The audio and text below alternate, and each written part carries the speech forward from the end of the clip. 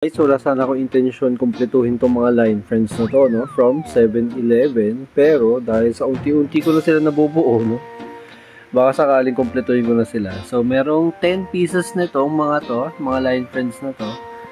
At merong isang malaki na ganito, malaking bear na may hawak ng trophy, no? Yun yung pinaka magbubuklod-buklod sa kanya ng lahat. So far, nakaka-sham pa lang ako na line friends 7-Eleven. Pero ito pala, by the way, thank you pala kay Sir Bon dito sa isang to, no? Sa kanya ko nakita to. Medyo matagal na nakaupo tong mga to na 8 lang sila.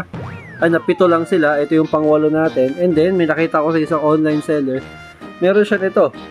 So, pang siyam na to, isa na lang yung kulang natin. At yung isang malaking magbubuklod-buklod sa kanilang lahat. So, kung may nakakaalam sa inyo kung meron ng ganun, please let me know. By the way, yung isang kulang ko pala is yung ito, yung nakaupo na naka-red na jacket siya, no?